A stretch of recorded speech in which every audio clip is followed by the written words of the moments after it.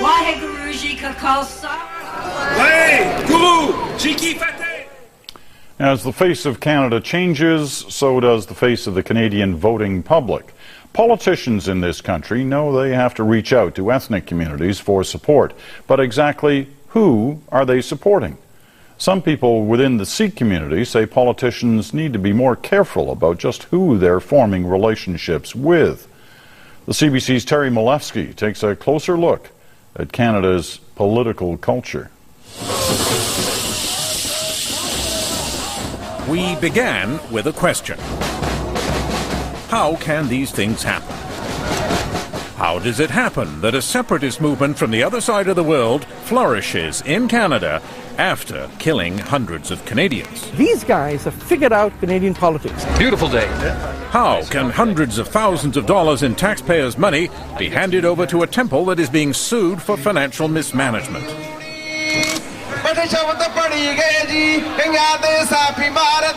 And how can a mass murderer be revered in public as a martyred hero? Well, Detrimental Parmar is a martyr of the Sikh nation. Yeah, I love him. He's a great man. How does it happen that people openly wear the colours of a group banned by Canada's government as a terrorist organisation? And what about school kids parading with machine gun logos on their jackets? The guns, cross guns were on the jackets. That were pictures, not real guns. Prime Minister Stephen Harper wallo. Then there are the politicians. How come they're so quiet about the glorification of violence?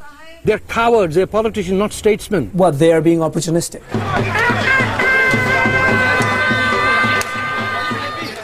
There is, of course, no single explanation for why the Sikh separatist movement still prospers and has political clout in, of all places, Canada, where the atrocity of the Air India bombing still reverberates 22 years later.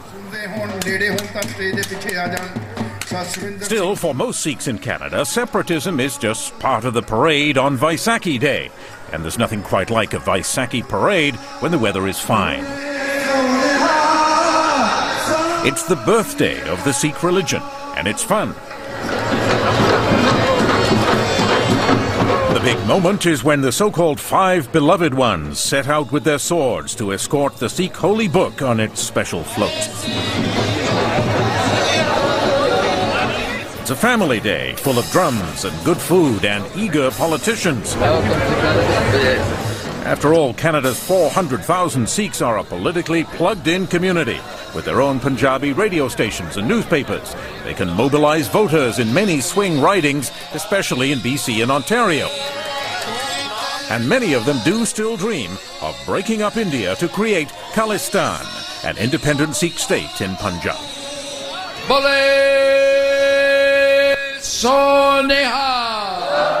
So it's only natural for politicians to try a little Punjabi.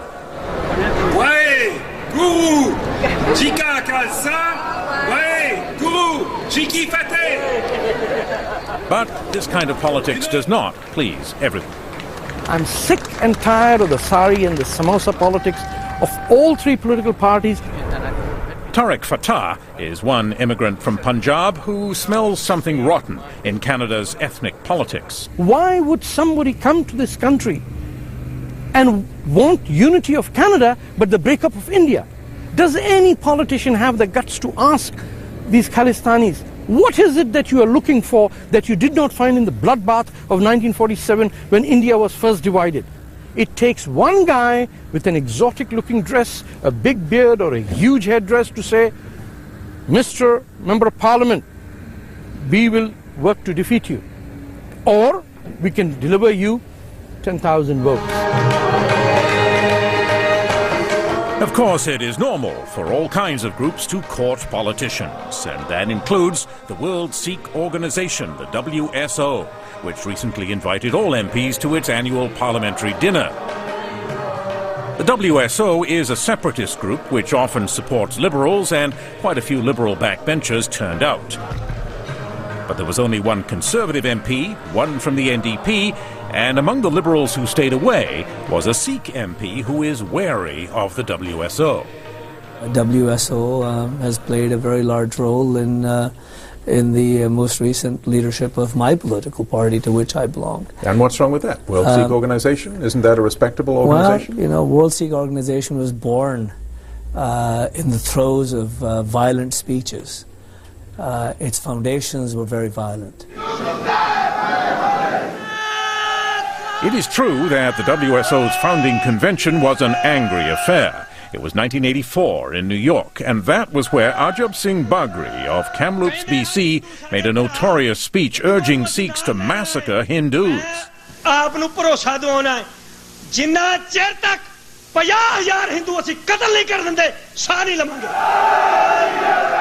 And it wasn't just Bagri. The WSO crowd cheered him on.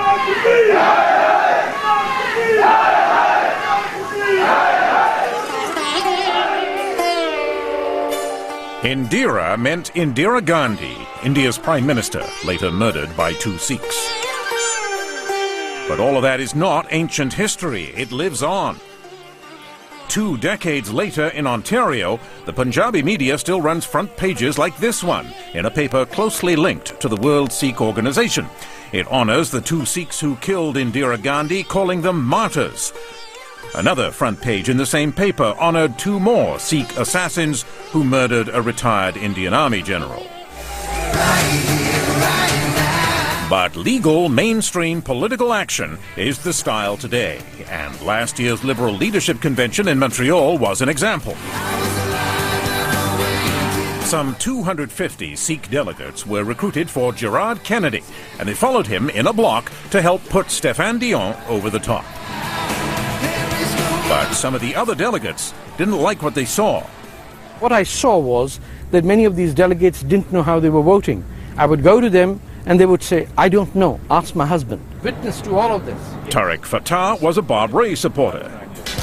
He says blocks of delegates were being herded and told how to vote by power brokers on the convention floor. It is not just the Sikh delegates. There were a whole bunch of Muslim delegates as well that were being bartered this way.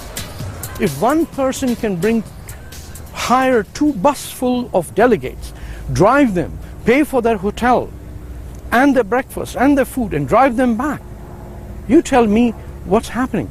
Did that happen? Of course it happened. But horse trading at conventions is hardly unusual. What was unusual to Bob Rae's supporters was that some Sikh delegates objected to Rae bringing up the Air India bombing. And we listened to the families whose loved ones had been killed by In fact, my wife was approached by a delegate who happened to be a Sikh, not supporting Bob Rae, and didn't know who my wife was, said, Bob, you shouldn't vote for Bob, because Bob expressed the issue of violence about Air India in his speech. We should never, ever forget the human tragedy and the human cost of what happened on that terrible day. That didn't seem controversial, but Rae had written a report on the Air India bombing, putting the blame squarely on Sikh separatists. Desange says some Sikh delegates didn't want to hear about Air India. You know, it baffles me that you have delegates on the floor of a major political party to which I belong who do not want a reference to Air India in a candidate's speech. Right Honourable Prime Minister has the floor. Order. All of this soon led to charges that the new Liberal leader was beholden to Sikh supporters with an agenda. That is what Prime Minister Stephen Harper implied when the Liberals decided to oppose a law which touched on the Air India file. This is how the Liberal Party makes decisions. The Liberals shouted him down. It was all very confusing. Of the Member of Parliament. What exactly was the Prime Minister suggesting? At the heart of that noisy political scrap was the RCMP's continuing criminal investigation of the Air India bombing. For more than 2 years, the Mounties had been planning to hold a round of special investigative court hearings under the Anti-Terrorism Act, which allowed them to compel testimony from reluctant witnesses. Now, that process has nothing to do with John Major's judicial inquiry, which is not allowed to look at criminal responsibility. That's the RCMP's job. But now, the RCMP's plan for those special court hearings is dead, because the opposition voted down that section of the Act, and the RCMP was not pleased. Deputy Commissioner Gary Bass, who led the Air India probe for years, said of the vote, without doubt it represents a serious and damaging blow. In Vancouver for Vaisakhi Day, Stéphane Dion disagreed. Are you concerned at all that you did a serious blow, as the RCMP put it, to their investigation? I don't think so at all. I don't think so. You're not concerned? Let me make sure I understand your answer. My answer is that it did not hurt the investigation. Dion conceded, though, that he had not been briefed on the investigation, so it wasn't clear why he disagreed with the RCMP. But at this point, there was a whole new problem brewing, and not just for the Liberals. It was the Vaisakhi parade in Surrey. This was the one where all parties showed up to find the mastermind of the Air India bombing being honoured as a martyr. This year's Vaisakhi parade in Surrey was supposed to be a celebration of the Sikh religion and culture. But the parade was run by a temple with a hardline separatist leadership, and a sign of things to come was a rare public appearance by Ajab Singh Bagri. Bagri, who was acquitted at the Air India trial, remains an important separatist figure as a co-founder of the Baba Khalsa, which is banned as a terrorist organization by the Canadian government, among others. Also at the parade was Ripudaman Singh Malik, another early supporter of the Baba Khalsa, who was also acquitted at the trial. And the organizer of the parade was Pari Dulai, who, until it was banned, used to show off his Baba Khalsa jacket. I would like to introduce Penny Priddy MP. Also present were plenty of politicians. NDP MP Penny Priddy, and Liberal MP Suk Dhaliwal, and 2 Conservative MPs, Nina Grewal and Jim Abbott, representing the Prime Minister. The Premier of BC, Gordon Campbell, was there too, in an Indian outfit no less. But it wasn't him that made news. And it wasn't the Khalistan signs on the floats. It was the pictures on those floats. Organized by the Temple Committee, the floats honored a lineup of Sikh martyrs and assassins, including the late Talvinder Parmar. He's been dead for 15 years, but it's long been established that Parmar, the leader of the Baba Khalsa, led the Air India bomb plot. That makes him the worst mass murderer in Canada's history. And yet Parmar was portrayed as a hero, with 3 posters on 2 floats. Why was there a picture of Talvinder Parmar? Well, Talvinder Parmar is a martyr of the Sikh nation. Manmohan Singh, a long-time Khalistan separatist, spoke for the temple. He was the leader of the organization which did the bombing. He claimed to be a leader. He said it. But that doesn't mean he's proven it. But there was more than Parmar at the Surrey parade. As the RCMP rode by, young men openly wore the insignia of the International Sikh Youth Federation, which, like the Baba Khalsa, is banned in Canada as a terrorist organization.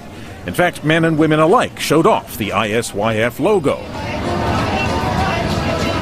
And in the parade, school children from Surrey's Khalsa School wore a crossed machine gun logo on their jackets. The guns, crossed guns were on the jackets. Yes. That were pictures, not real guns. Oh, so that's okay for school children to wear? Yeah, it's just a picture of the guns. But many other Sikhs saw their religion being hijacked by extremists. Balraj Diol of Brampton, Ontario. My serious concern is that they are trying to teach our younger generation, of our kids, that is what we are. That is our legacy, which I think is untrue. That is not our legacy. Sikhism does not stand for violence. Sikhism does not approve the killings of innocent people like that. For talking that way 20 years ago, Balraj Dayal was beaten by militants and left for dead.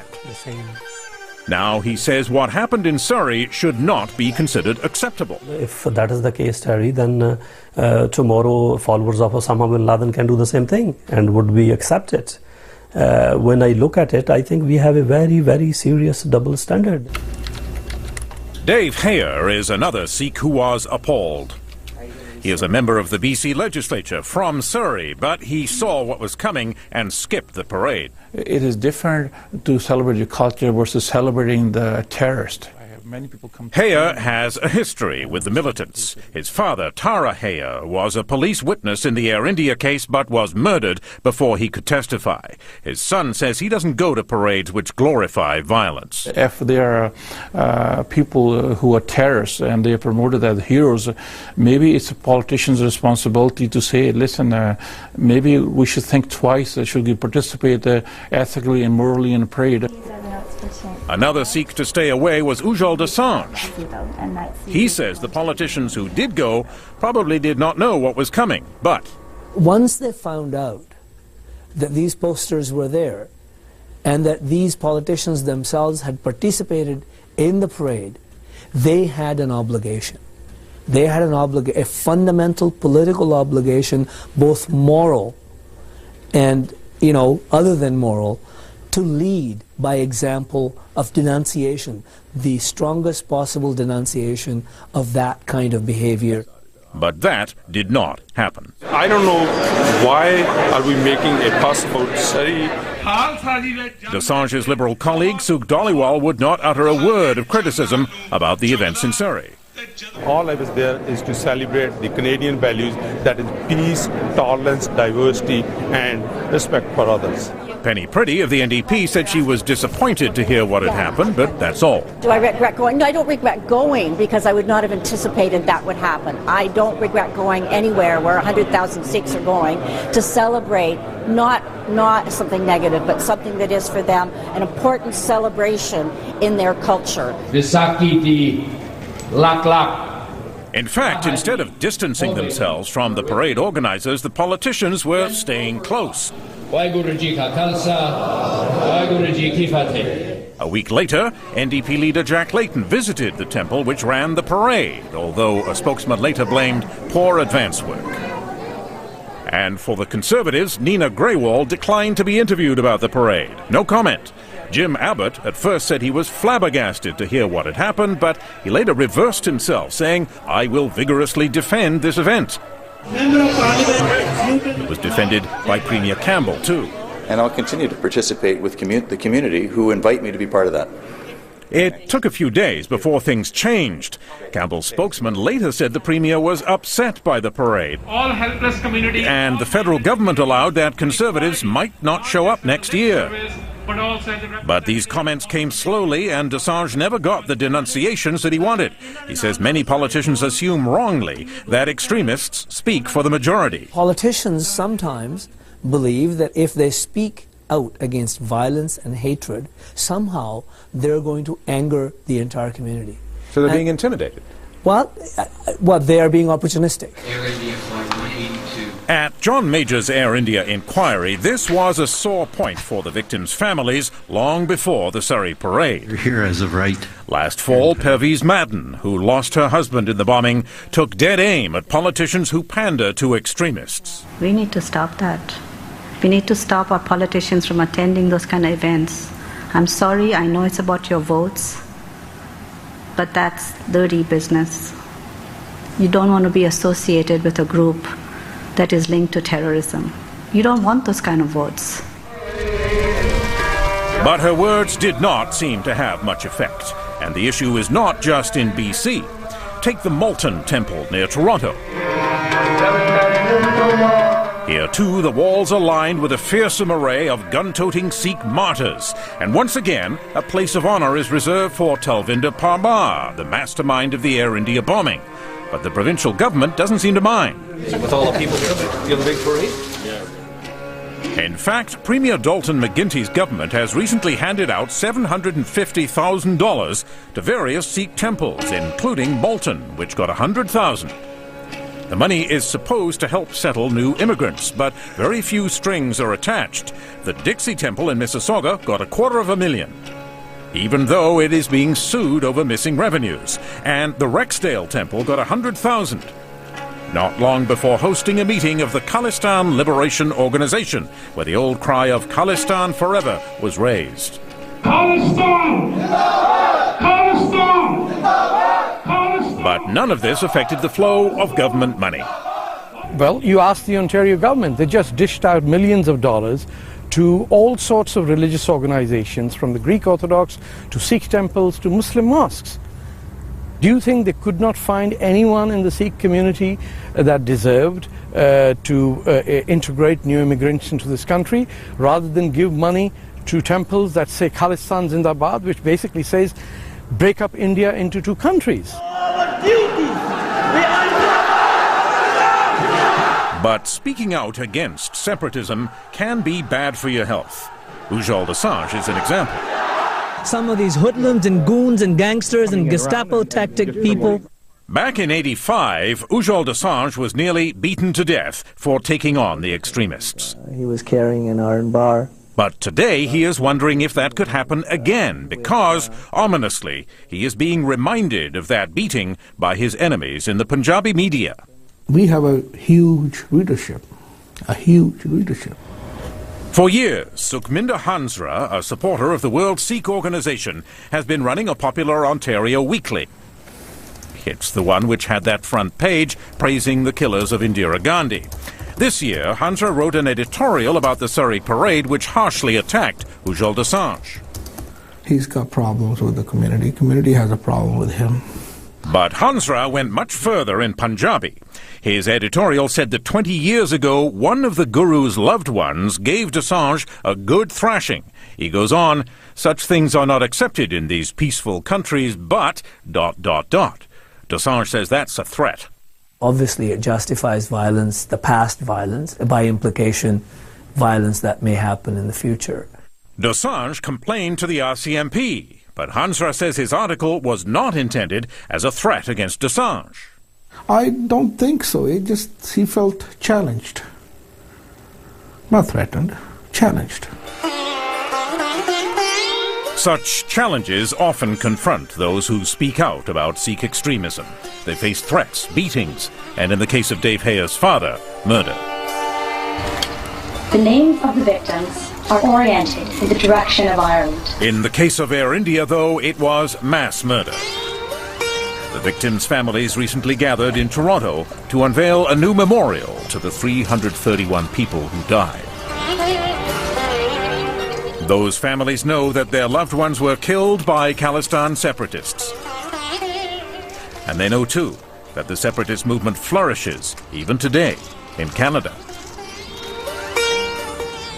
Tori Malevsky, CBC News, Vancouver.